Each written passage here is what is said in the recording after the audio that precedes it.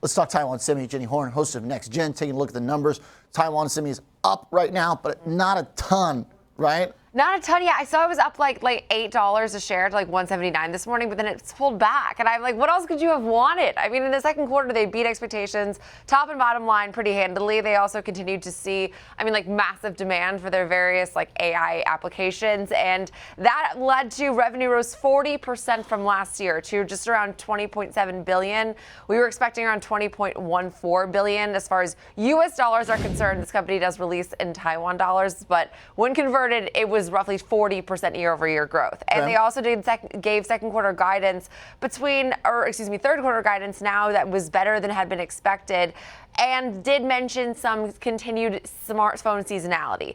If you were looking for any degree of like where we could really criticize this name, it's that. They said that supply and demand right now is so high, they are not able to meet customer demand. However, the supply, they said, continues to be this tight now for all the way through 2025.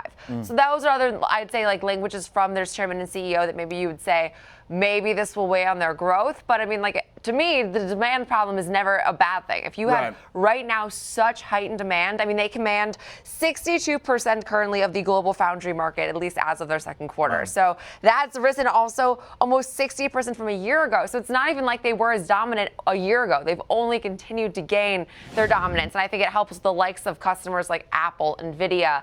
I know Intel's trying to fight for that foundry market share, but they haven't come close, frankly. Yeah, Intel had a good day yesterday amid some of the geopolitical elements around the chips. But Taiwan here is such an important stock, given that it manufactures this big new revolutionary set of chips.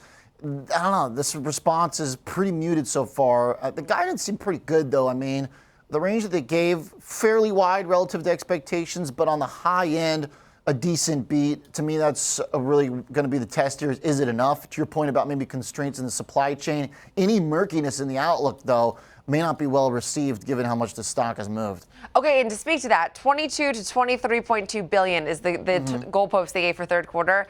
Last year, they reported revenue of around 17 billion. Yeah, so yeah, that tons would be of growth. Tons of growth. Yeah, and maybe the beat isn't big enough. I feel like a lot of times when I read like some of the analyst notes post these semiconductor earnings, it's like, sure, they grew and they beat the goalpost, but they didn't beat it by enough. But I feel like that's so greedy. And I will say, I was reading about the various ways in which like their budget right now is helping advance their like Nano 3 and 5 technologies. There is the thinking that right now they're going to have to keep spending to keep their technology up to par. But I mean, like, isn't that the case for any semiconductor stock? I don't know. I feel like we're being very critical of Taiwan Semi for a name. I mean, that's still up 64% on the year, even with a 8.5% pullback this week. Well, that's where I thought that generally you'd have a pretty good pop here for such a key stock, big winner that had been high flying, that got hit so hard here in the last week. So I'm not terribly impressed by this little bounce. I'm not either. I'm actually frankly disappointed. This is one of my favorite names in the whole space too. So I'm like, what gives? This was a strong report. Well, we've got time today. We'll see. But it really is important to see if they come running for this to buy the dip on it. If not, then maybe it suggests that still valuations just maybe exceed some of the surprise to the guidance. So we watch the price action. We'll find out. Thanks, Jenny.